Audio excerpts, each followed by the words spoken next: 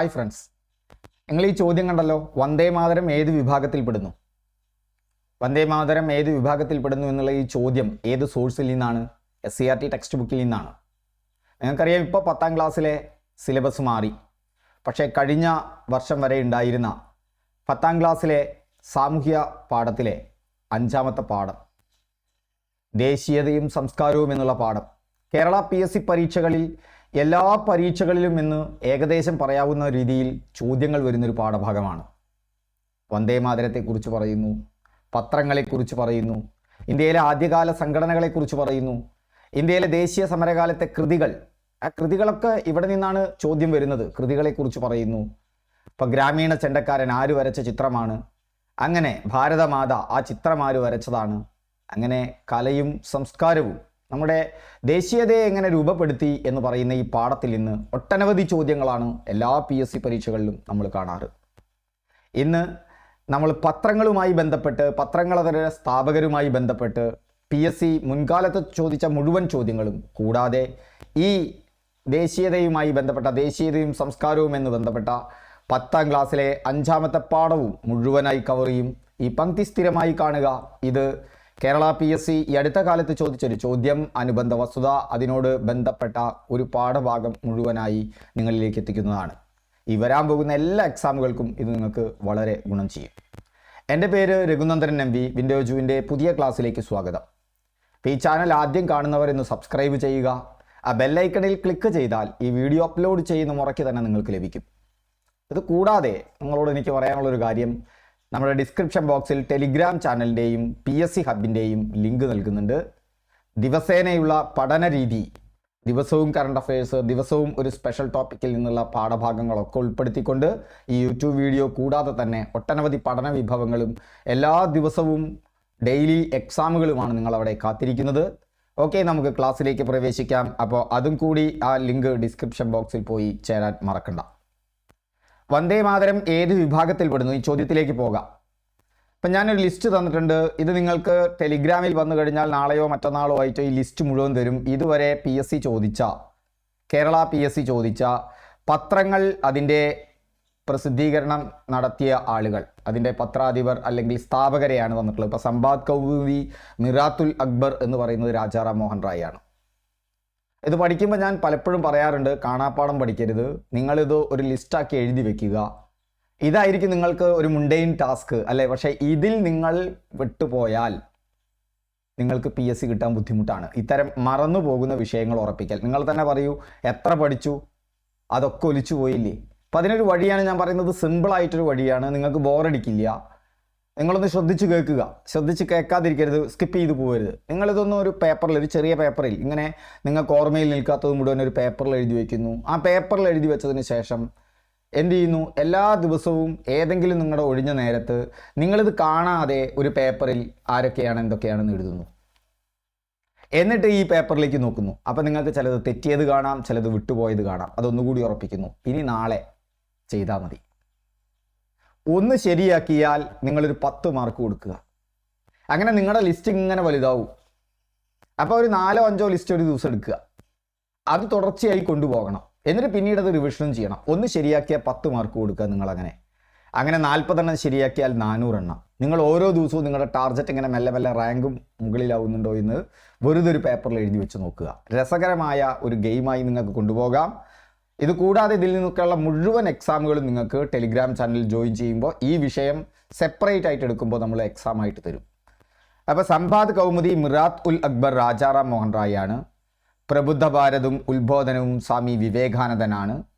ഗാന്ധിയുടെ ഈ Young India, Harijan, Indian Opinion ഓർത്തു വയ്ക്കുക, അത് മഹാത്മാഗാന്ധിയാണ്. കേസരി മറാത്ത ബാലഗംഗാധര തിലകാരാണ്. Doctor BR Ambedkar, Bahishkrit Bharat, Mook Nayak. ഇതൊക്കെ പല തവണ ചോദിച്ച ചോദ്യങ്ങളാണ്. അതുപോലെ തന്നെ New India, Commonwealth, Annie Besant, Comrade, Maulana Muhammad Ali, the Hindu ആണ്. The Hindu, Swadeshi Mitram, G Subramania Iyer, Bengal Gazette, James Augustus Hicky, Bombay Chronicle, Firoz Shah Mehta, Karmayogi, Aravinda Ghosh. അങ്ങനെ നാഷണൽ ഹെറാൾഡ് ആണെങ്കിൽ ജവഹർലാൽ നെഹ്റു, നേഷൻ ഗോപാലകൃഷ്ണ ഗോഖലെ, ബംഗാളി സുരേന്ദ്രനാഥ് ബാനർജി. അങ്ങനെ മുഴുവനും ഞാൻ നോട്ടായിട്ട് തരുന്നുണ്ട്. അത് നന്നായി പഠിച്ചു പോകണം. ഇത്രയും ചോദ്യങ്ങളാണ് കേരള PSC പത്രങ്ങൾ അതിൻ്റെ സ്ഥാപകരെന്നുള്ളതിൽ വന്നിട്ടുള്ളത്. ഇതിലെ ബഹുഭൂരിഭാഗവും നമ്മളിനി പഠിക്കാൻ പോകുന്ന ഈ 5ാമത്തെ പാഠത്തുന്നുണ്ട്, സംസ്കാരവും ദേശീയതയും. ഇപ്പം കേരള PSC ഏറ്റവും പ്രധാനപ്പെട്ട ഒരു അധ്യായമാണ് സംസ്കാരവും ദേശീയതയും. നിങ്ങൾ വെറുതെ 2000 മുതൽ 2020 മുതൽ 2025 വരെയുള്ള ചോദ്യങ്ങൾ നോക്കൂ. ഈ ക്ലാസ് കേട്ടതിന് ശേഷം നിങ്ങൾക്ക് 90% ഏതൊരു ചോദ്യപേപ്പറിൽ നിന്നും ഒരു ചോദ്യം നിങ്ങൾക്ക് നിന്ന് പ്രതീക്ഷിക്കാം. ചിലപ്പോൾ 1 അല്ല 3 4 ചോദ്യങ്ങൾ വരെ ചോദിച്ച സന്ദർഭമുണ്ട്. ഇപ്പോൾ വന്ദേ മാതരം ഏത് വിഭാഗത്തിൽ പെടുന്നു? അത് ഉറുദു പത്രമാണ്. ഇപ്പം ദേശീയ പ്രസ്ഥാനത്തിൽ പത്രങ്ങളുടെ സ്വാധീനം എന്ന് പറയുന്ന ഒരു ഭാഗമുണ്ട്. ആ ഭാഗത്തു നിന്നാണ് ഈ ചോദ്യം വന്നിട്ടുള്ളത്. ഈ പാഠഭാഗത്തിൽ ഇന്ത്യയുടെ ഓരോ ഭാഗത്തും നടക്കുന്ന അടിച്ചമർത്തലിനും മർദ്ദക ഭരണത്തിനുമെതിരെ മർദ്ദക ഭരണത്തെയും കൂട്ടക്കൊലയെയും കുറിച്ച് ജനങ്ങൾക്ക് വിവരം നൽകി. ഇത് പ്രസ്താവന ടൈപ്പ് ചോദ്യമായിട്ട് വരാം. അതുകൊണ്ട് പാഠപുസ്തകത്തിലെ ഭാഗം മുഴുവൻ ഞാൻ ഉൾപ്പെടുത്തിയിട്ടുണ്ട് PSCക്ക് വരുന്നത്. ഇപ്പം പത്രങ്ങൾ എന്താണ് ചെയ്തത്? ദേശീയ സമരകാലത്ത് പത്രങ്ങൾ വലിയ പങ്ക് വഹിച്ചിട്ടുണ്ട്. അതെന്ത് ചെയ്തു?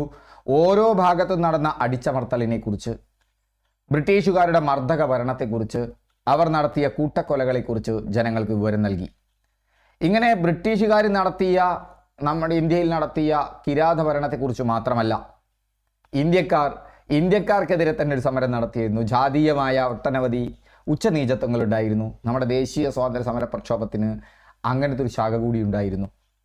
ബ്രിട്ടീഷുകാർക്കെതിരെ പോരാടുന്നതിനൊപ്പം തന്നെ ജാതീയമായ ഉച്ചനീചത്വങ്ങൾക്കെതിരെയുള്ള ഒരു പോരാട്ടവും ദേശീയ സ്വാതന്ത്ര്യ സമര പ്രസ്ഥാനത്തിൻ്റെ ഭാഗമുണ്ട്. അതുകൊണ്ട് തന്നെ സമൂഹത്തിലെ തിന്മകൾക്കും അനാചാരങ്ങൾക്കും എതിരായി, അത് ജാതീയമായ വിവേചനം മാത്രമല്ല, സ്ത്രീകൾക്ക് നേരെയുള്ള സമീപനം, വിധവാ വിവാഹം, ശൈശവ വിവാഹം, സതി പോലെയുള്ള അനാചാരങ്ങൾ, ഇതിനെതിരെയുള്ള പോരാട്ടങ്ങൾ കൂടിയാണ് ആധുനിക ഇന്ത്യയെ രൂപപ്പെടുത്തിയിട്ടുള്ളത്. ഇന്ത്യൻ സമൂഹത്തിലെ തിന്മകൾക്കും അനാചാരങ്ങൾക്കുമെതിരായി നടക്കുന്ന സാമൂഹിക പരിഷ്കരണത്തെക്കുറിച്ച് ജനങ്ങളെ ബോധവാന്മാരാക്കി. ഇപ്പം ഇത് വരുമ്പോൾ നമ്മൾ ഗസ് ചെയ്ത് എഴുതേണ്ട ആവശ്യമില്ല. ബ്രിട്ടീഷുകാരുടെ മർദ്ദക ഭരണത്തിനെതിരെ, അവരുടെ കൂട്ടക്കൊലകൾക്കെതിരെ, അതുപോലെ തന്നെ സാമൂഹിക തിന്മകൾക്കെതിരെ, സാമൂഹിക പരിഷ്കരണ പ്രസ്ഥാനങ്ങൾക്കൊപ്പം നിന്ന് പോരാടി ഇന്ത്യയിലെ ദേശീയ പത്രങ്ങൾ. സാമ്പത്തിക ചൂഷണത്തെക്കുറിച്ചുള്ള വിമർശനം നടത്തി.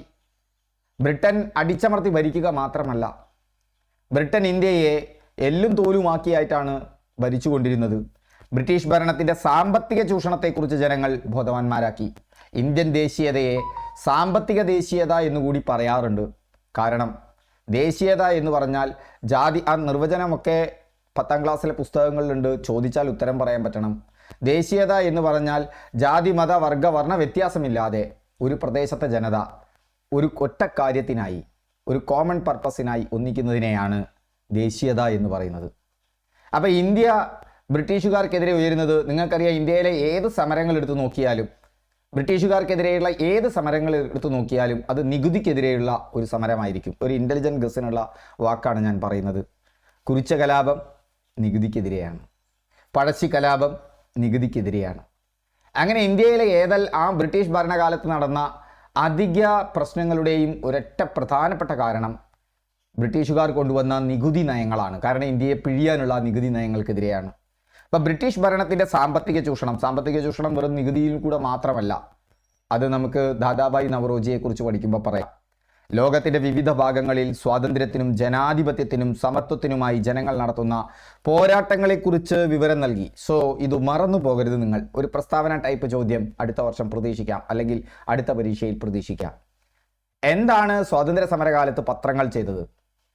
മർദ്ദക ബ്രിട്ടീഷ് ഭരണത്തിനെതിരെ അവർ നടത്തുന്ന വിവിധ മർദ്ദന പ്രവർത്തനങ്ങൾക്ക് എന്ത് ചെയ്തു? വ്യാപകമായ പ്രചാരം നൽകി.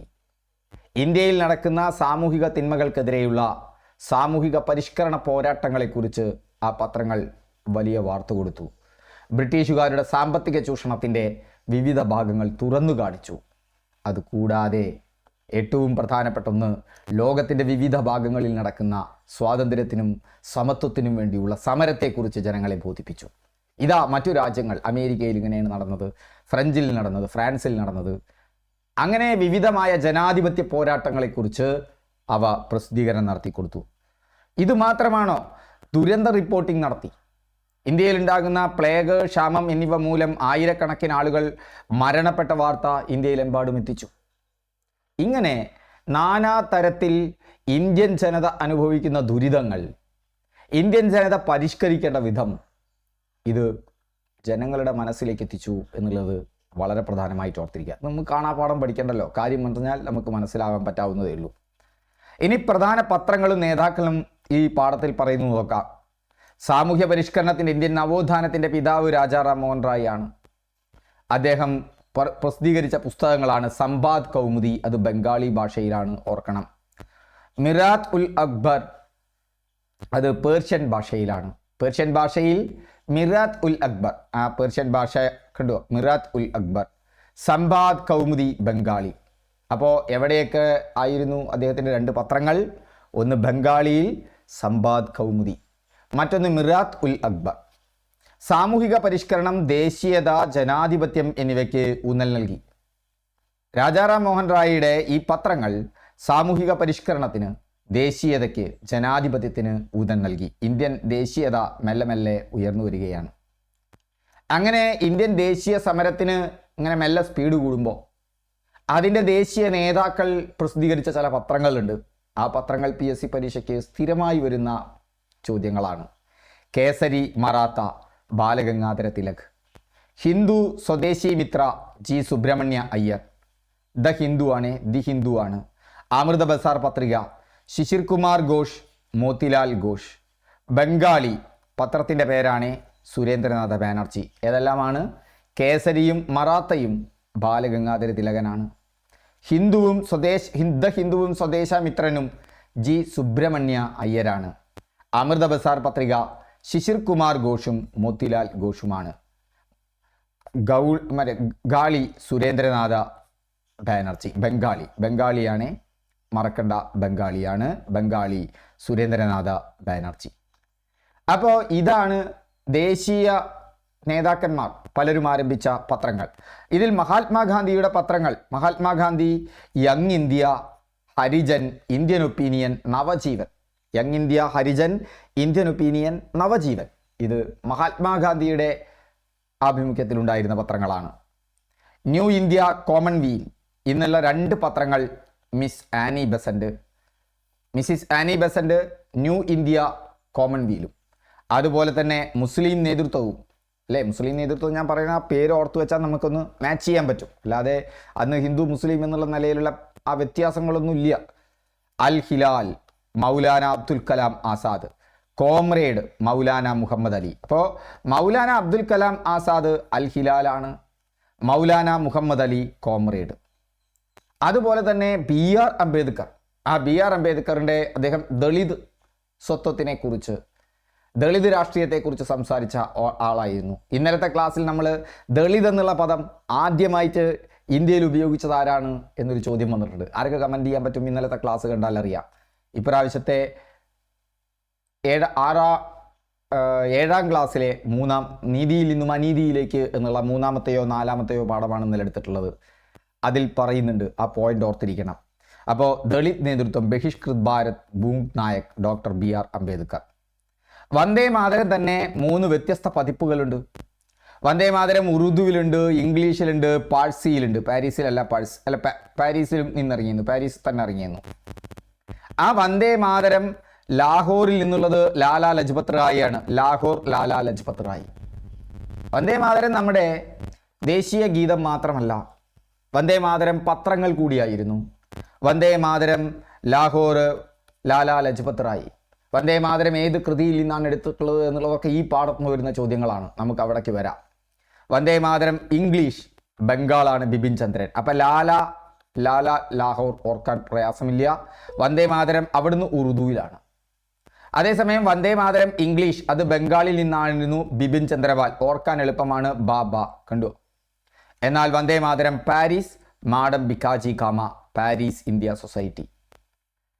ബ്രിട്ടീഷ് നിയന്ത്രണങ്ങൾ വന്നു. ഈ പത്രങ്ങൾ അങ്ങനെ ബ്രിട്ടീഷുകാരുടെ മർദ്ദക ഭരണത്തിനെതിരെ, ബ്രിട്ടീഷുകാരുടെ സാമ്പത്തിക ചൂഷണത്തിനെതിരെ ഒക്കെ സംസാരിക്കാൻ തുടങ്ങിയപ്പോൾ സാമൂഹ്യ അനാചാരങ്ങൾക്കെതിരെ ബ്രിട്ടീഷുകാർക്ക് പ്രശ്നമില്ല. കാരണം സതി നിർത്തലാക്കാനും വിധവാ വിവാഹം നിർത്തലാക്കാനും ഒക്കെ അവർ തന്നെ മുൻകൈയെടുത്തിട്ടുണ്ട്. ബ്രിട്ടനെ കൊണ്ട് ചില ഗുണങ്ങളും ഉണ്ടായിട്ടുണ്ട്. ഇന്ത്യയിലുള്ള ദുരിതങ്ങൾ റിപ്പോർട്ട് ചെയ്യുന്നതും അവർക്ക് അത്ര ഇഷ്ടമുള്ള കാര്യമായിരുന്നില്ല. പ്ലേഗും കോളറയും ഒക്കെ ുമ്പോൾ അവിടെ ഗവൺമെൻറ്റിൻ്റെ നിലപാടൊക്കെ ചർച്ചാ വിഷയമായിരുന്നു. അങ്ങനെ പത്രങ്ങളെ നിയന്ത്രിക്കാൻ വെർണാക്കുലർ പ്രസ് ആക്ട് കൊണ്ടുവരുന്നുണ്ട്.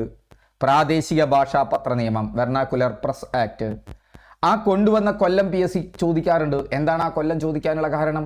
SCERT ബുക്കിലുണ്ട്. ആ കൊല്ലങ്ങളാണ് നിങ്ങൾ പ്രധാനമായി ഓർത്തിരിക്കേണ്ടത്. പ്രാദേശിക ഭാഷാ പത്ര നിയമം 1878. ആരാണ് നടപ്പിലാക്കിയത്? PSC ചോദിക്കാറുണ്ട്. ലിട്ടൻ. നേരത്തെ ചോദ്യങ്ങളൊക്കെ PSC ചോദിച്ചതാ. പ്രാദേശിക ഭാഷകളിൽ പ്രസിദ്ധീകരിക്കുന്ന പത്രങ്ങൾക്ക് കർശനമായ നിയന്ത്രണങ്ങൾ. ഫലം, ശക്തമായ പ്രക്ഷോഭം ഉയർന്നു വന്നു. ഗവൺമെൻറ് അത് പിൻവലിച്ചു. പത്രസംരക്ഷണം ദേശീയ കടമയാക്കിയെടുത്തു. പത്രങ്ങൾ വായിക്കുന്നതും പത്രത്തിലെ വാർത്തകൾ പ്രചരിപ്പിക്കുന്നതും പത്രങ്ങൾ സംരക്ഷിക്കുന്നതും ദേശീയ സ്വാതന്ത്ര്യ സമരത്തിൻ്റെ ഭാഗമാണ് ആയാണ് ജനങ്ങൾ കണക്കാക്കിയിരുന്നത്. ഞങ്ങളൊക്കെ സ്കൂളിൽ പഠിക്കുമ്പോൾ അധ്യാപകർ പത്രം വായിക്കാൻ പറഞ്ഞിരുന്നു. നിങ്ങളോടും പത്രം വായിക്കാൻ പറയുന്നുണ്ട്. പക്ഷേ ഇന്നത്തെ പത്രങ്ങൾ അവരുടെ ലക്ഷ്യങ്ങളിൽ നിന്നൊക്കെ ഏറെ വ്യതിചലിച്ചു പോയിട്ടുണ്ട്. എങ്കിൽ പോലും പത്രങ്ങൾ വായിക്കുന്നത് നല്ല ഒരു സ്വഭാവമാണ്. അപ്പോൾ ഇത് മനസ്സിലായല്ലോ. ഇനി നമുക്ക് അടുത്ത ഭാഗത്തേക്ക് കടക്കാം. സാമൂഹിക പരിഷ്കരണ പ്രസ്ഥാനങ്ങൾ. ആ സാമൂഹിക പരിഷ്കരണ പ്രസ്ഥാനങ്ങൾ എങ്ങനെയാണ് വരുന്നത്? 19-ാം നൂറ്റാണ്ടിൽ ഒരു മാറ്റം ഉണ്ടാകുന്നുണ്ട്. 18-ാം നൂറ്റാണ്ടിൽ നിന്ന് മാറി 1700 മുതൽ 1799 വരെയുള്ള കാലഘട്ടം മാറി. 1800 മുതൽ 1899 വരെയുള്ള കാലഘട്ടത്തിൻ്റെ പ്രത്യേകത എന്താ? 1757 പ്ലാസി യുദ്ധം. ബ്രിട്ടീഷ് രാജ് ആരംഭിക്കുകയാണ് ഇന്ത്യയിൽ ആദ്യമായി.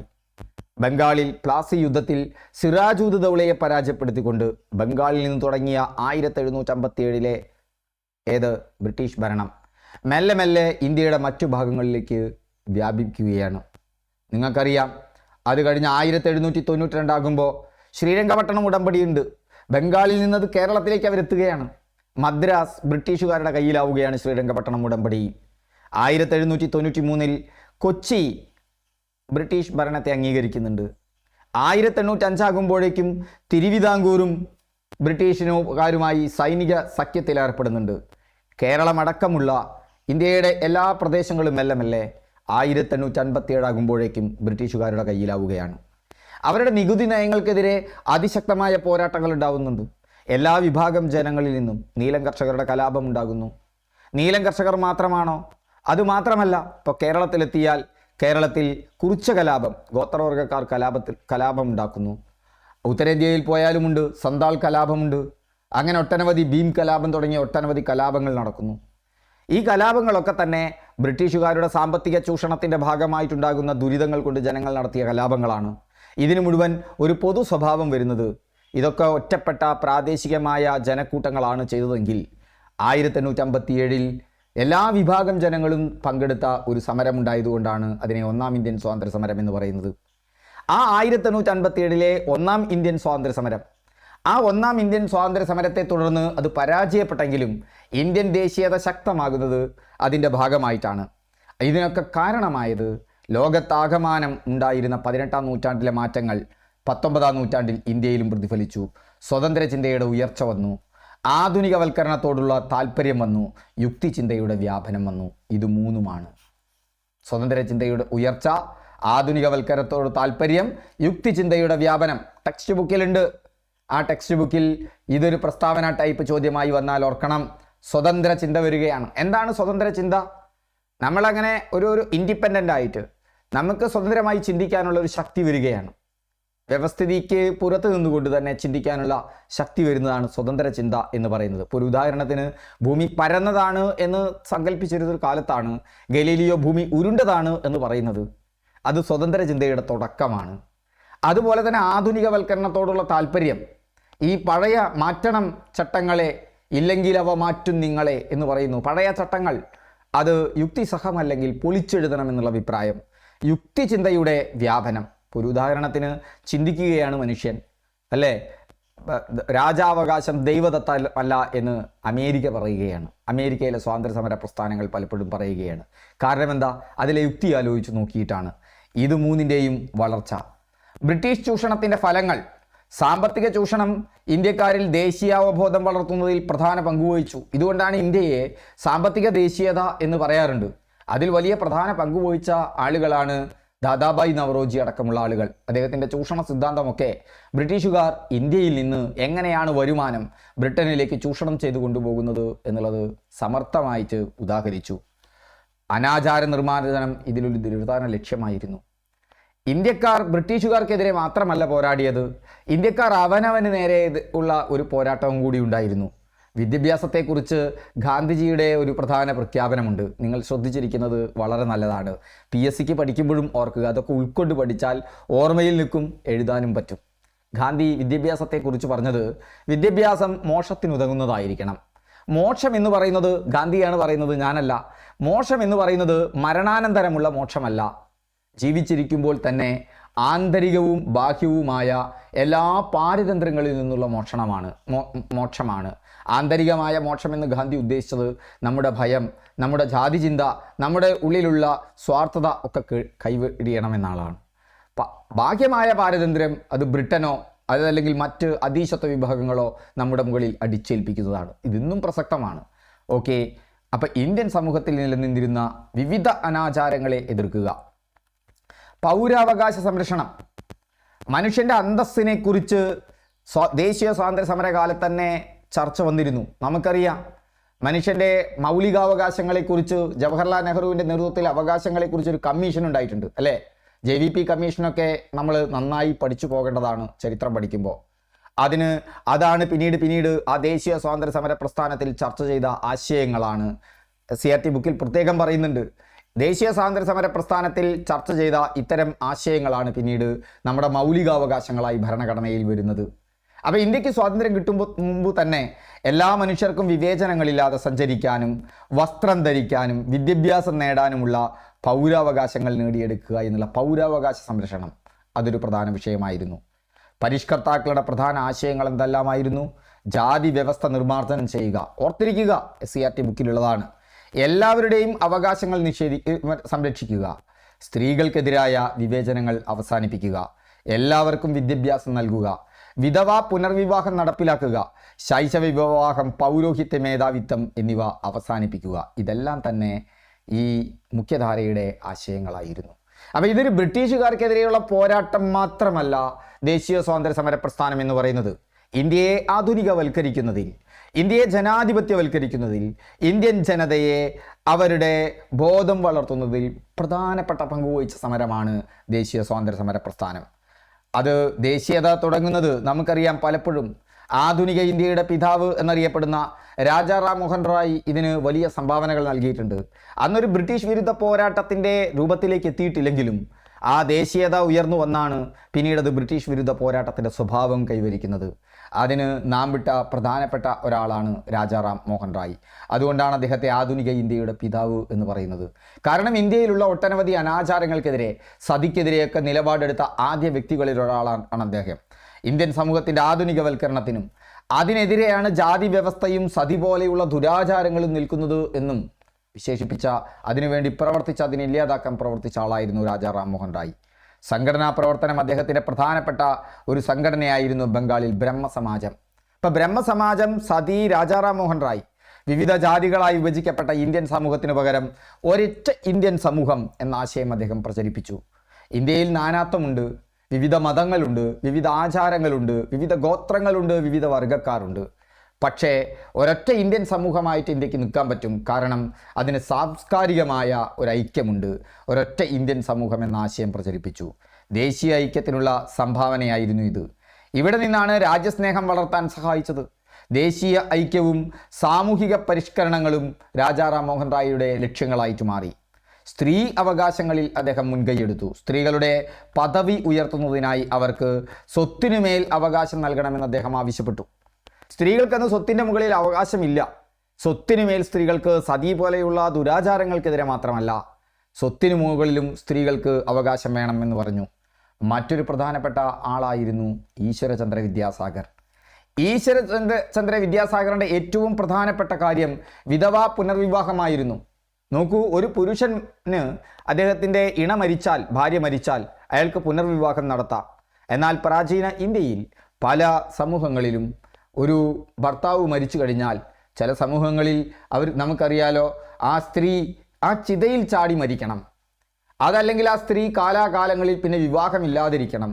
പക്ഷേ വിധവാ പുനർവിവാഹത്തിന് വേണ്ടി അതിൻ്റെ പ്രചാരകനായി അദ്ദേഹം നിന്നു. ബംഗാളിൽ വിധവകളുടെ പുനർവിവാഹത്തിനായി പ്രവർത്തിച്ച ആളാണ് ഈശ്വരചന്ദ്ര വിദ്യാസാഗർ. ഇദ്ദേഹത്തിൻ്റെ ശ്രമഫലമായി 1856 ബ്രിട്ടീഷ് ഗവൺമെൻറ് ഹിന്ദു വിധവ പുനർവിവാഹ നിയമം പാസാക്കി. ഈ കൊല്ലം ചോദിച്ചിട്ടുണ്ട്. ഈ കൊല്ലം ചോദിക്കുമ്പോൾ സ്വാഭാവികമായിട്ടും നമ്മൾ എന്താ ചെയ്യുക? ഇനിയുള്ള ബ്രിട്ടീഷുകാർ പാസാക്കിയ മുഴുവൻ നിയമങ്ങളും അതിൻ്റെ വർഷവും പഠിച്ചു വയ്ക്കും. വേണ്ട, ഇത് SCERT ബുക്കിലുള്ളതുകൊണ്ടാണ് ഈ ചോദ്യം വരുന്നത്. ഹിന്ദു വിധവ പുനർവിവാഹ നിയമം 1856. ഓർത്തിരിക്കാൻ വളരെ എളുപ്പമാണ്. 1857 ഒന്നാം ഇന്ത്യൻ സ്വാതന്ത്ര്യ സമരം. പണ്ഡിത രമാഭായി അവരെക്കുറിച്ച് പറയുന്നു, സ്ത്രീ വിദ്യാഭ്യാസത്തിൻ്റെ സ്ത്രീ വിദ്യാഭ്യാസത്തിന് ഇന്ത്യയിൽ തുടക്കമിടുന്നത് പണ്ഡിത രമാഭായിയാണ്. അവർ സ്ഥാപിച്ച സ്ഥാപനമാണ് ശാരദാ സദൻ ബോംബെയിലായിരുന്നു. അപ്പോൾ നോക്കൂ എന്തെല്ലാമായിരുന്നു അന്നത്തെ പരിഷ്കരണം. ഇപ്പം സാമൂഹിക പരിഷ്കരണം ഇന്ത്യൻ ദേശീയതയുടെ മാറാൻ പറ്റാത്ത, ഒഴിച്ചുകൂടാൻ പറ്റാത്ത ഒരു ഘടകമായിരുന്നു. അതാണ് ഇന്ത്യയെ ആധുനികമാക്കിയത്. രാജാ റാം മോഹൻ റായിയിലാണ് അതിൻ്റെ പ്രകടമായ തുടക്കം. അതുകൊണ്ടാണ് ആധുനിക ഇന്ത്യയുടെ പിതാവ് എന്ന് രാജാ റാം മോഹൻ റായിയെ വിശേഷിപ്പിക്കുന്നത്. ആര്യസമാജം വരുന്നു. സ്വാമി ദയാനന്ദ സരസ്വതിയാണ് പലതവണ ചോദിച്ചതാണ്, വിഗ്രഹാരാധനയെയും ശൈശവ വിവാഹത്തെയും എതിർത്തു. ആര്? സ്വാമി ദയാനന്ദ സരസ്വതി. രാമകൃഷ്ണ മിഷൻ വരുന്നു. അത് സ്വാമി വിവേകാനന്ദനാണ്. അദ്ദേഹത്തിൻ്റെ ഗുരുവായ ശ്രീരാമകൃഷ്ണ പരമഹംസരുടെ പേരിൽ രാമകൃഷ്ണ മിഷൻ വരുന്നു. ജാതി വ്യവസ്ഥയെയും അനാചാരങ്ങളെയും എതിർത്തു. സ്വാതന്ത്ര്യം, സമത്വം, സ്വതന്ത്ര ചിന്ത പ്രോത്സാഹിപ്പിച്ചു. അലിഗഡ് പ്രസ്ഥാനം വരുന്നു. ഇന്ത്യയിലെ മുസ്ലിങ്ങളുടെ സാമൂഹികവും വിദ്യാഭ്യാസപരവുമായ പുരോഗതിക്ക് വേണ്ടി സർ സയ്യിദ് അഹമ്മദ് ഖാൻ. ഓർത്തിരിക്കുക.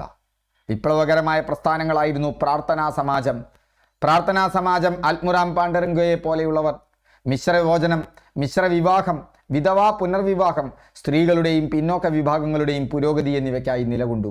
ആത്മറാം പാണ്ഡുരംഗെ, പ്രാർത്ഥനാ സമാജം, മിശ്രഭോജനം, മിശ്രവിവാഹം, വിധവാ പുനർവിവാഹം. നിങ്ങൾ ഓർക്കുക, ഓരോ സാമൂഹിക പരിഷ്കർത്താവിനെ കുറിച്ച് പഠിക്കുമ്പോഴും ഈ ടെക്സ്റ്റ് ബുക്കിൽ, ഈ തന്ന നോട്ടിൽ അദ്ദേഹത്തിന് സംഘടനകളുണ്ടെങ്കിൽ സംഘടനകളെയും, അത് പറഞ്ഞ വർഷങ്ങൾ ഇതിൽ പറയുന്നുണ്ടെങ്കിൽ ആ വർഷവും, അതുകൂടാതെ അവരുടെ പ്രധാന ഏരിയയും. ഇപ്പം ഈശ്വരചന്ദ്ര വിദ്യാസാഗർ ആണെങ്കിൽ വിധവാ പുനർവിവാഹമാണ്, രാജാ റാം മോഹൻ റായ് ആണെങ്കിൽ സതി ആണ്, സ്വാമി ദയാനന്ദ സരസ്വതി ആണെങ്കിൽ വിഗ്രഹാരാധനയാണ്.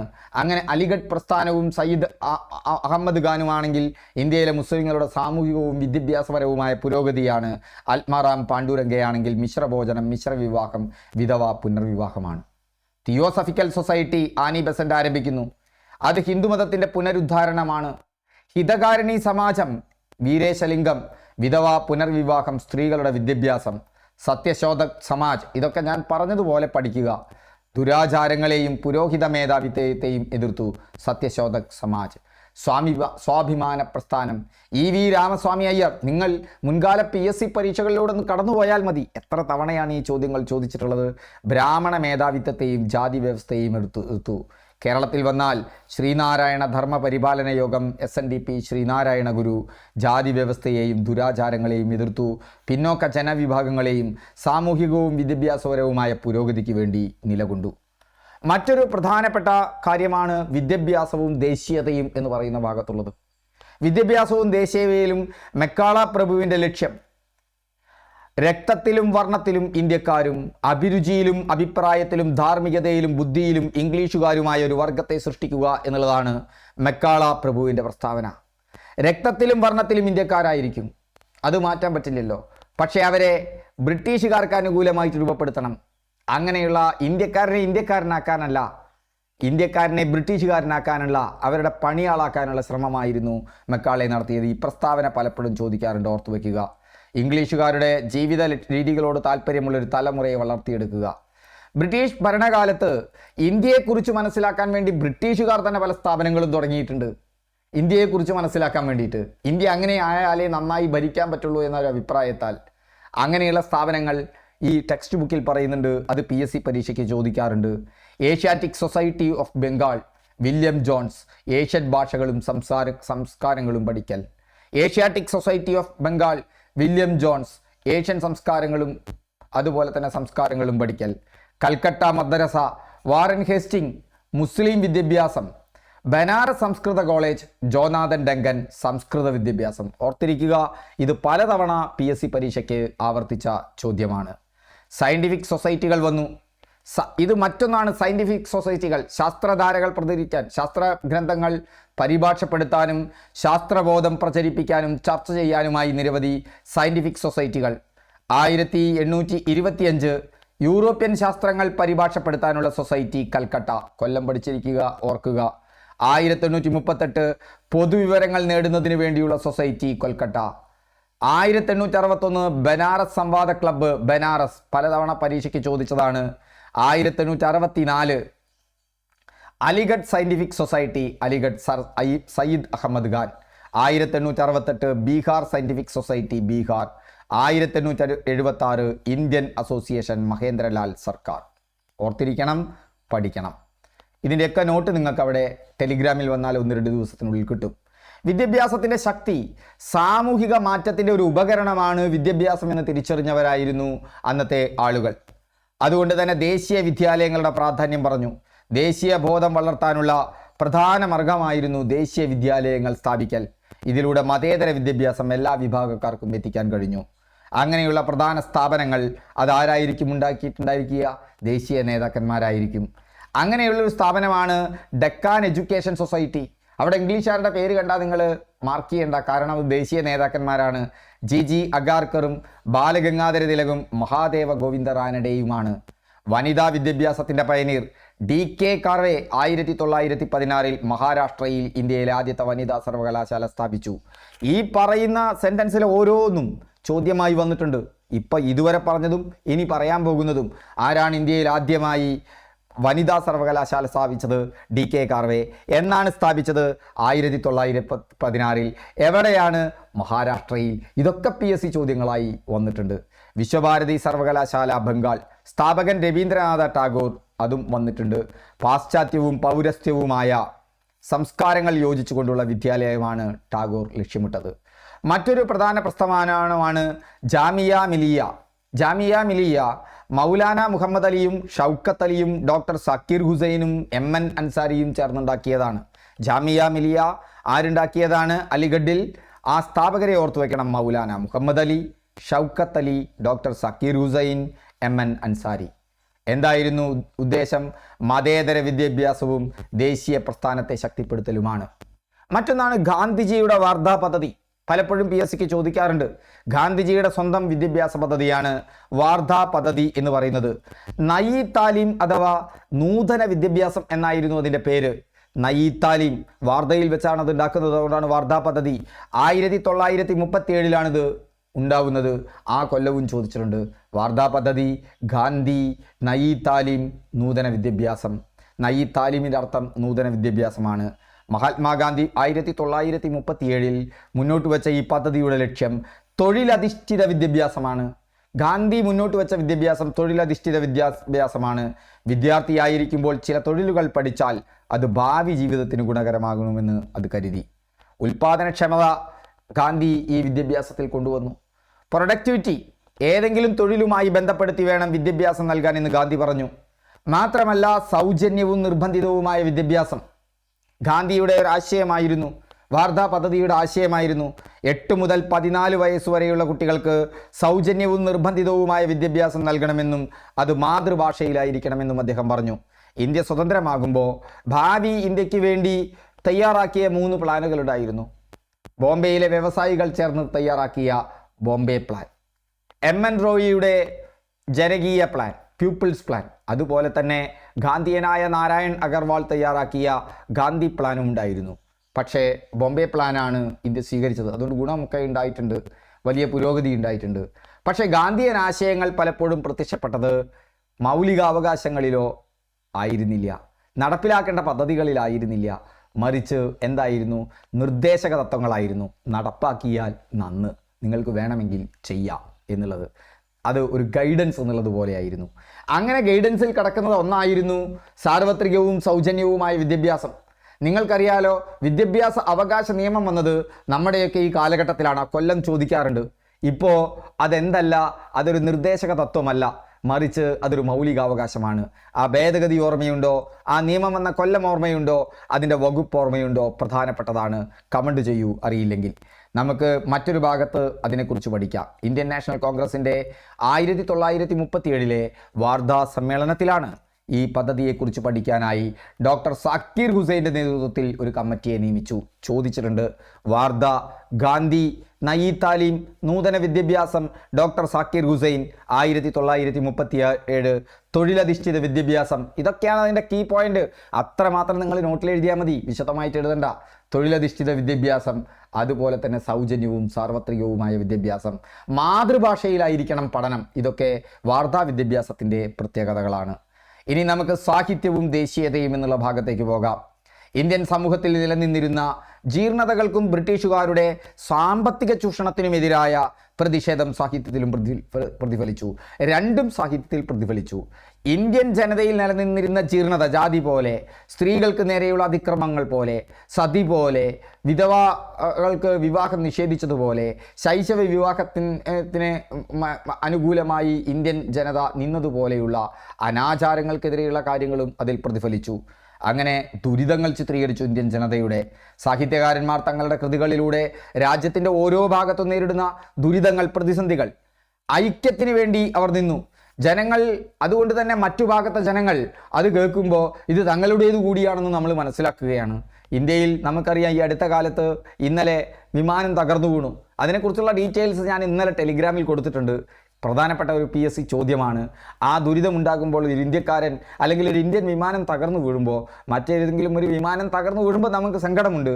അതിനപ്പുറത്തേക്ക് ഒരു ഇന്ത്യക്കാരൻ എന്നുള്ള നിലയിൽ നമുക്ക് മറ്റൊരു സ്വത്വം ഉണ്ടാകുന്നു. ഇതുപോലെ ഇന്ത്യ എന്നുള്ളൊരു വികാരം ഇത്തരം കാര്യങ്ങളിലൊക്കെ ഉണ്ടാകുന്നു. സാഹിത്യ മാധ്യമങ്ങൾ, കവിതകൾ, കഥകൾ, നാടകങ്ങൾ, നോവലുകൾ തുടങ്ങിയവ എഴുത്തു വരുന്നു. ചൂഷണ വിരുദ്ധ മനോഭാവം, ഇതുകൊണ്ട് തന്നെ ജനങ്ങളിൽ ബ്രിട്ടീഷുകാർ ചൂഷകരാണെന്നും ചൂഷകരോട് പൊതുവായ ഒരു വിരുദ്ധ മനോഭാവവും വരുന്നു. അതുപോലെ തന്നെ എന്തുണ്ടാവുന്നു? മാതൃരാജ്യത്തെ പ്രകീർത്തിച്ചുകൊണ്ട് പ്രാദേശിക ഭാഷകളിൽ രചിക്കപ്പെടുകയാണ് കൃതികൾ.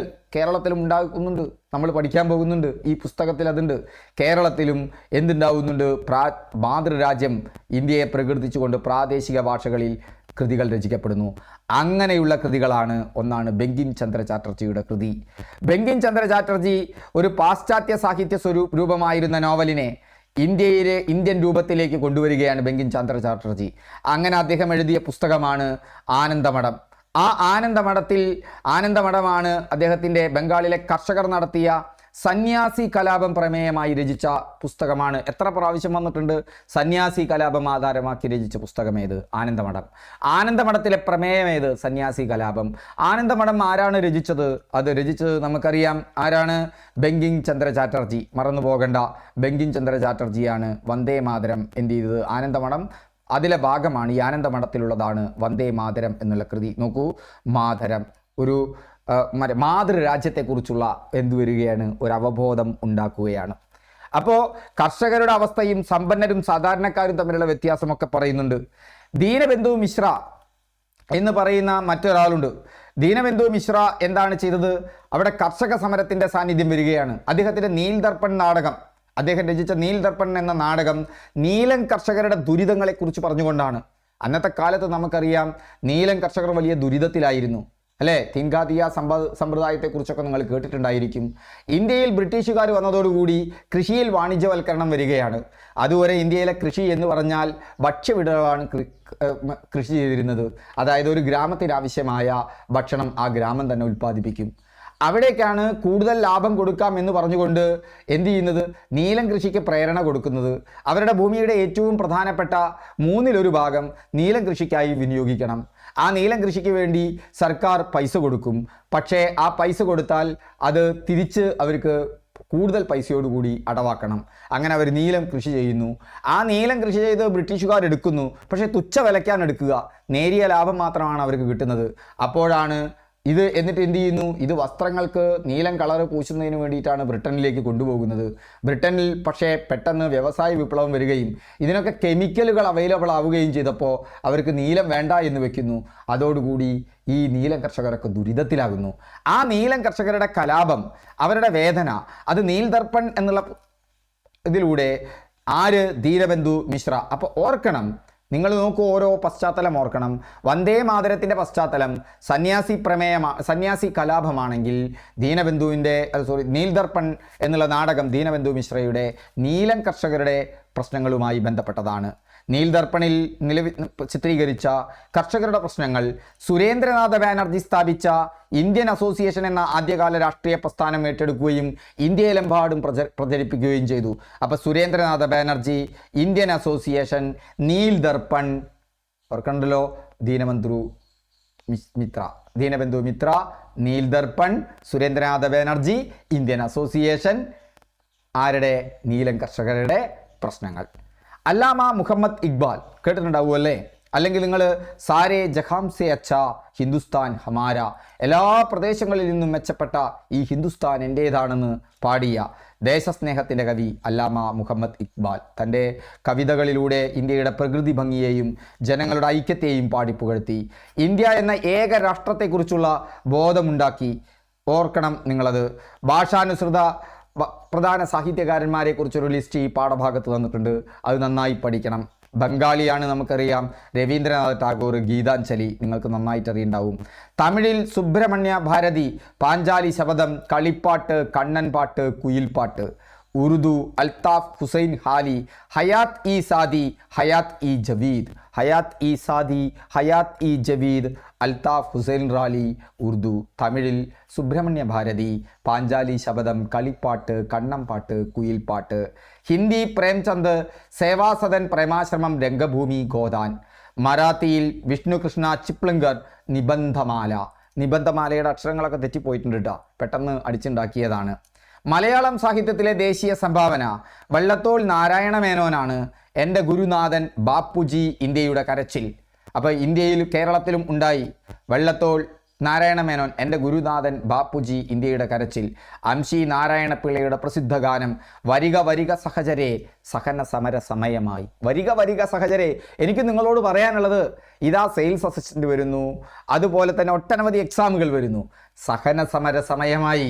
നിങ്ങളുടെ എല്ലാ സമയവും ഒരുക്കിക്കൊണ്ട് അവസാനത്തെ ഫൈറ്റിന് വേണ്ടി തയ്യാറെടുക്കുക. വിൻഡോ ജൂ നിങ്ങളുടെ കൂടെ ഒപ്പമുണ്ട്. സെയിൽസ് അസിസ്റ്റൻ്റ് തുടങ്ങി ഒട്ടനവധി എക്സാമുകളാണ് വരുന്നത്. പക്ഷേ വരിക വരിക സഹചരെ ഈ മാർച്ചിങ് സോങ് നിങ്ങൾക്കറിയാം, ക്വിറ്റ് ഇന്ത്യ സമരകാലത്തിൻ്റെ മാർച്ചിങ് സോങ് ആണ്. ഓർത്തിരിക്കുക, പലതവണ ചോദിച്ചിട്ടുണ്ട്. സാമൂഹിക പരിവർത്തനം, ജനങ്ങളിൽ സാമൂഹിക ബോധം വളർത്തി അനാചാരങ്ങൾക്കെതിരെ നിലപാടെടുക്കാൻ പ്രേരിപ്പിച്ചു. വിവിധ പ്രദേശങ്ങളിലെ ജനങ്ങൾക്കിടയിൽ ഐക്യബോധം, ഒരു രാഷ്ട്രമെന്ന ബോധം ശക്തിപ്പെടൽ, സ്വാതന്ത്ര്യ സമരത്തിന് ആശയപരമായ അടിത്തറ നൽകി, ബ്രിട്ടീഷ് വിരുദ്ധ മനോഭാവം വളർത്തി. മറ്റൊരു പ്രധാനപ്പെട്ടതാണ് കല, ചിത്രകലയുമായി ബന്ധപ്പെട്ട് കേരള PSC പരീക്ഷകളിൽ വരുന്ന 99% ചോദ്യങ്ങളും ഈ പാഠഭാഗത്ത് നിന്ന് മാത്രമാണ്. അപനീന്ദ്രനാഥ ടാഗോർ, ഭാരതമാതാവ് എന്നുള്ള ചിത്രം നൂറ്റാണ്ടുകൾക്ക് മുമ്പുള്ളൊരു ചിത്രമല്ല. ദേശീയ സ്വാതന്ത്ര്യ സമര പ്രസ്ഥാനത്തിൻ്റെ ഭാഗമായി രൂപപ്പെട്ട ചിത്രമാണ് ഭാരതമാതാവ്. ഭാരതമാതാ ജലച്ഛായ ചിത്രമാണ്, ഓർത്തിരിക്കണം. ബുക്കിൽ പറയുന്നുണ്ട്, സ്വദേശി സമരകാലത്ത് വരച്ചതാണത്. ബംഗാളിൽ 1905 ബംഗാൾ വിഭജനം നടക്കുകയും അതിനെതിരെ അവിടെ നിന്ന് രൂപപ്പെടുന്ന ഒരു പ്രസ്ഥാനമാണ് സ്വദേശി പ്രസ്ഥാനം. ആ സ്വദേശി പ്രസ്ഥാനത്തിൻ്റെ ഭാഗമായി ഒട്ടനവധി മാറ്റങ്ങൾ വരുന്നുണ്ട്. വിദേശ വസ്ത്രങ്ങൾ ബഹിഷ്കരിക്കുന്നുണ്ട്, സ്വദേശി പ്രസ്ഥാനങ്ങൾ ആരംഭിക്കുന്നുണ്ട്. ആ സ്വദേശി പ്രസ്ഥാനം തമിഴ്നാട് വരെ ഇലയൊടിക്കുന്നുണ്ട് അല്ലേ? കപ്പലോട്ടിയ തമിഴൻ, ആദ്യമായി ഒരു സ്റ്റീം നാവിഗേഷൻ കമ്പനി ഉണ്ടാക്കിയ ചിദംബരം, അങ്ങനെ ഒട്ടനവധി കെമിക്കൽ ഫാക്ടറികളെല്ലാം തന്നെ ഉണ്ടാകുന്നുണ്ട്. അവിടെ സംസ്കാരത്തിൻ്റെ കാര്യത്തിലും ഒരു ഇന്ത്യൻ തനത് സംസ്കാരത്തെക്കുറിച്ച് അവർക്ക് ബോധം വരുന്നു. അങ്ങനെ സ്വദേശി സമരകാലത്ത് വരച്ച ജലച്ഛായ ചിത്രമാണ് ഭാരതമാത. ഇന്ത്യയിലെ ജനങ്ങൾക്ക് ആഹാരം, വസ്ത്രം, വിജ്ഞാനം എന്നിവ നൽകുന്ന ഭാരതമാതാവിനെയാണ് അതിൽ വർണ്ണിച്ചിട്ടുള്ളത്.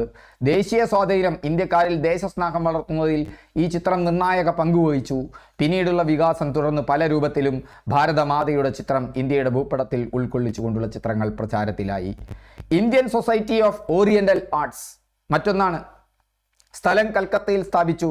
ഓറിയന്റൽ ആർട്സ് ആണ്, ചിത്രത്തിന് വേണ്ടിയാണ്. Indian Society of Oriental Arts കൽക്കത്തയിൽ തന്നെയാണ്. ഇന്ത്യൻ ചിത്രകലയെ പാശ്ചാത്യ സ്വാധീനത്തിൽ നിന്ന് മോചിപ്പിക്കാൻ വേണ്ടിയിട്ടാണ്. ഭാരതീയ സംസ്കാരത്തിലും ദേശീയ പാരമ്പര്യത്തിലും അടിയുറച്ച പൗരസ്ത്യ ചിത്രകലയുടെ പ്രോത്സാഹനത്തിനായി. രാജാ രവിവർമ്മ പാശ്ചാത്യ പൗരസ്ത്യ സമന്വയമായിരുന്നു. പാശ്ചാത്യ രീതി ഉൾക്കൊണ്ടുകൊണ്ട് ഇന്ത്യൻ പുരാണങ്ങളെയും സാഹിത്യകൃതികളെയും വിവിധ സന്ദർഭങ്ങളിൽ ചിത്രീകരിച്ചു. നന്ദലാൽ ബോസ് സാമൂഹിക പരിഷ്കരണത്തിൻ്റെ കലാകാരനാണ്. നന്ദലാൽ ബോസിൻ്റെ 2 ചിത്രങ്ങൾ അത് PSC പരീക്ഷയിൽ നിരന്തരം ആവർത്തിച്ചു വരുന്നതാണ്. ഇന്ത്യയിലെ ശ്രദ്ധേയമായ സാഹിത്യകൃതികളിൽ നിന്നും ചരിത്ര സംഭവങ്ങളിൽ നിന്നുള്ള സന്ദർഭങ്ങളാണ് ചിത്രങ്ങൾക്ക് വിഷയമാക്കിയത്. നന്ദലാൽ ബോസ് ചിത്രങ്ങൾക്ക് വിഷയമാക്കിയത് പ്രസ്താവന ടൈപ്പ് ചോദ്യത്തിൽ നിങ്ങൾക്ക് പ്രതീക്ഷിക്കാം. ഇവിടേക്കാണ് നിങ്ങൾക്ക് റാങ്ക് മേക്കിംഗ് പോയിന്റിലേക്ക് വരാൻ പറ്റുക. നേരത്തെ ഞാൻ പറഞ്ഞ കുറേ പോയിന്റുകളുണ്ട്, അതുകൂടി ഓർത്തിരിക്കുക.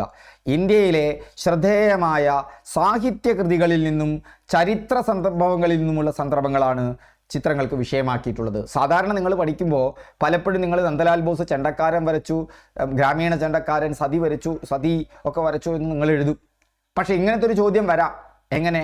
ഇന്ത്യയിലെ ശ്രദ്ധേയമായ സാഹിത്യകൃതികളിൽ നിന്നും ചരിത്ര സംഭവങ്ങളിൽ നിന്നുമുള്ള സന്ദർഭങ്ങൾ ചിത്രങ്ങൾക്ക് വിഷയമാക്കിയത് ആരാണ്? നന്ദലാൽ ബോസ്. അങ്ങനെയാണ് സതി ചിത്രം. ഇത് സതി എന്ന ദുരാചാരം അനുഷ്ഠിക്കുന്ന ഒരു സ്ത്രീയുടെ ചിത്രമാണ്. ഗ്രാമീണ ചെണ്ടക്കാരൻ എന്നുള്ള ചിത്രത്തിന് പലതരത്തിലുള്ള ചോദ്യം വരാം. ആരാണ് ഗ്രാമീണ ചെണ്ടക്കാരൻ വരച്ചത്? അത് നന്ദലാൽ ബോസാണ്. എന്നാണ് വരച്ചത്? 1938 എവിടെയാണ് ഇത് പ്രദർശിപ്പിച്ചത്? ഹരിപുരയിൽ നടന്ന ഇന്ത്യൻ നാഷണൽ കോൺഗ്രസിന്റെ സമ്മേളനത്തിൽ പ്രദർശിപ്പിക്കുകയും അതിനെ കോൺഗ്രസിന്റെ പോസ്റ്ററിനുള്ള ചിത്രമായി തിരഞ്ഞെടുക്കുകയും ചെയ്തു. ഇന്നൊക്കെ ചോദ്യം വന്നിട്ടുണ്ട്. അപ്പോൾ അന്തം വിടരുത് ഇനി. അപ്പോൾ ഹരിപുരയിലെ കോൺഗ്രസ് സമ്മേളനം 1938 അതിൻ്റെ പോസ്റ്ററായി തിരഞ്ഞെടുക്കപ്പെട്ടത് ഗ്രാമീണ ചെണ്ടക്കാരൻ. അമൃത ഷെർഗിൽ, ഗ്രാമീണ ജീവിതത്തിൻ്റെ ചിത്രകാരി എന്നറിയപ്പെടുന്ന അമൃത ഷെർഗിൽ ഇന്ത്യയുടെ ഗ്രാമങ്ങളിലെ ജീവിത ദുരിതങ്ങളെയാണ് വെളിച്ചം കുറഞ്ഞ വർണ്ണങ്ങളിൽ ചിത്രീകരിച്ചത്. ഓർക്കുക, വെളിച്ചം കുറഞ്ഞ വർണ്ണങ്ങളിൽ ഇന്ത്യയിലെ ഗ്രാമീണ ജീവിതത്തെ ചിത്രീകരിച്ച ചിത്രകാരി ആരാണ്? അമൃത ഷെർഗിൽ. മറ്റൊന്ന് ദേശീയ ചിഹ്നങ്ങളുടെ വികാസമാണ്. ഇവിടെ നിന്ന് PSC പരീക്ഷയ്ക്ക് ചോദ്യങ്ങൾ വന്നിട്ടുണ്ട്. ദേശീയ ചിഹ്നങ്ങളുടെ വികാസം, ത്രിവർണ്ണ പതാകയുടെ പരിണാമം സ്വദേശി സമരകാലത്തെ പതാകയാണ്. ആ സ്വദേശി സമരകാലത്തെ പതാക എന്താണ്? അവിടെയാണ് ത്രിവർണ്ണ പതാകയ്ക്ക് ആദ്യമായിട്ട് രൂപം നൽകുന്നത്. ബ്രിട്ടീഷ് ഇന്ത്യയിലെ 8 പ്രവിശ്യകളെ പ്രതിനിധീകരിക്കുന്ന 8 താമരകളും ഹിന്ദു മുസ്ലിം ഐക്യത്തിൻ്റെ പ്രതീകമായ ഒരു അർദ്ധചന്ദ്രനും അടങ്ങിയതായിരുന്നു ആ പതാക. അപ്പം സ്വദേശി സമരകാലത്തെ പതാക ഏതാണെന്ന് എങ്ങനെ പ്രസ്താവന ടൈപ്പ് ചോദ്യമായിട്ടടക്കം വന്നിട്ടുണ്ട്. നോക്കൂ, എങ്ങനെയുള്ള പ്രസ്താവന ടൈപ്പ് ചോദ്യമായിരുന്നു? 8 താമരകളുണ്ടായിരുന്നു. യെസ്, അത് 8 പ്രവിശ്യകളെ പ്രതിനിധീകരിക്കുന്നതാണ് അന്നത്തെ ബ്രിട്ടീഷ് ഭരണകാലത്തെ. ഇപ്പോൾ മദ്രാസ് പ്രവിശ്യ ഒരു പ്രവിശ്യയാണ്. മലബാർ അടക്കമുള്ള പ്രദേശങ്ങൾ മദ്രാസ് പ്രവിശ്യയുടെ ഭാഗമായിരുന്നു. അങ്ങനത്തെ 8 താമരകൾ 8 പ്രവിശ്യകളെ ചിത്രീകരിക്കുന്നു. അതുകൂടാതെ ഒരു അർദ്ധചന്ദ്രൻ, അത് ഹിന്ദു മുസ്ലിം ഐക്യത്തെ പ്രതിനിധീകരിക്കുന്നു. ഗാന്ധിജിയുടെ ചർക്ക പതാക പിന്നീട് വരുന്നുണ്ട്. ഗാന്ധിജിയുടെ നേതൃത്വത്തിൽ ചർക്കയോടുകൂടിയ ദേശീയ പതാക. ചർക്ക ഇന്ത്യൻ ജനതയുടെ സ്വാശ്രയത്വത്തിൻ്റെയും വിദേശാധിപത്യത്തിനെതിരായ പ്രതിഷേധത്തിൻ്റെയും പ്രതീകമാണ്. അപ്പം ചർക്ക എന്തിൻ്റെ പ്രതീകമാണ്? സ്വാശ്രയത്വം, വിദേശാധിപത്യത്തിനെതിരെയുള്ള പ്രതിഷേധം. ഇന്നത്തെ ദേശീയ പതാക 1947 അംഗീകരിക്കുന്നത്. ദേശീയ മുദ്ര എവിടെ നിന്നാണ്? അത് നിങ്ങൾക്ക് എല്ലാവരും അറിയാം. സാരാനാഥിലെ അശോക സ്തംഭത്തിൽ നിന്നാണ്. ദേശീയ ഗീതങ്ങൾ നമുക്ക് മറ്റൊരു ക്ലാസ്സിൽ വിശദമായി പറയാൻ നിങ്ങൾക്ക് അറിയുമായിരിക്കും. മാഡം ഭിക്കാജി കാമയെ കൂടി കുറിച്ച് പറഞ്ഞാൽ നമുക്ക് ഈ ക്ലാസ് പൂർത്തിയാകും. മാഡം ഭിക്കാജി കാമ അന്താരാഷ്ട്ര തലത്തിൽ ഇന്ത്യക്ക് പുറത്ത് ഇന്ത്യയുടെ ദേശീയ പതാക ആദ്യമായി ഉയർത്തിയ വനിതയാണ്. ഇന്ത്യൻ സ്വാതന്ത്ര്യ സമര പ്രസ്ഥാനത്തിന് നേതൃത്വം വഹിച്ചു. ഒരു അന്താരാഷ്ട്ര വേദിയിൽ ഇന്ത്യയുടെ ത്രിവർണ്ണ പതാക ആദ്യമായിട്ട് ഉയർത്തി. സ്റ്റഡ്ഗാർഡ് സമ്മേളനമായിരുന്നു 1907 കൊല്ലം ഓർത്തിരിക്കണം. 1907 മാഡം ഭിക്കാജി ഗാമ ജർമ്മനിയിലെ സ്റ്റഡ്ഗാർഡിൽ വെച്ച് സമ്മേളനത്തിലാണ് ത്രിവർണ്ണ പതാക ഉയർത്തിയത്. കലയുടെ സമഗ്ര സംഭാവനയെക്കുറിച്ച് ഓർക്കുമ്പോൾ ഇന്ത്യയുടെ ജീവിത സംസ്കാരത്തെയും ചിത്രീകരിച്ച ഇവരുടെ സൃഷ്ടികൾ ഇന്ത്യക്കാരുടെ മനസ്സിൽ ഒരൊറ്റ ഇന്ത്യ എന്ന ചിത്രം വരച്ചു. കലാത്മക പ്രാധാന്യം ചിത്രങ്ങൾക്ക് ദേശീയ ഐക്യം വളർത്താൻ സഹായിച്ചതാണ്. രവീന്ദ്രനാഥ ടാഗോർ രചിച്ച ദേശീയ ഗാനം അല്ലേ, അതുപോലെ തന്നെ നമുക്കറിയാം വന്ദേ മാതരം എന്നറിയപ്പെടുന്ന നമ്മുടെ ദേശീയ ഗീതം. ഇതൊക്കെ സ്വാതന്ത്ര്യ സമരകാലത്ത് വന്ന ഒരു പ്രധാനപ്പെട്ട കാര്യങ്ങളാണ്. ഹായ് ഫ്രണ്ട്സ്, അപ്പോൾ ഈ ക്ലാസ്സിലെ എല്ലാ ചോദ്യങ്ങളും വളരെ വളരെ ഇമ്പോർട്ടൻ്റ് ആണ്. തീർച്ചയായും ഇത് കാണുക, സുഹൃത്തുക്കൾക്ക് ഷെയർ ചെയ്യുക. ഈ ക്ലാസ്സിനെ കുറിച്ചുള്ള നിങ്ങളുടെ അഭിപ്രായം അവസാനം വരെ കണ്ടവർ ഒന്ന് കമൻറ്റ് ചെയ്യുക. ഓക്കെ, വീണ്ടും നമുക്ക് അടുത്ത ക്ലാസ്സിൽ കാണാം. എന്തായാലും PYQ, SCERT ബുക്കിലെ പ്രധാനപ്പെട്ട ഭാഗങ്ങൾ പ്ലസ് കണക്റ്റഡ് ഫാക്ട്സിൻ്റെ ഈ 3 ചക്രമുള്ള ഓട്ടോറിക്ഷയിൽ കയറിയാൽ ഞാൻ ഗ്യാരണ്ടി നൽകുന്നു, നിങ്ങൾ ഈ ഓട്ടോറിക്ഷയിൽ കയറി നിങ്ങളൊരു സാധാരണക്കാരൻ നിങ്ങളുടെ സ്വപ്നം സാക്ഷാത്കരിക്കും, ഒരു ഗവൺമെൻറ് ജോലിയിലേക്ക് എത്തും. Okay, thank you. വീണ്ടും നമുക്ക് അടുത്ത ക്ലാസ്സിൽ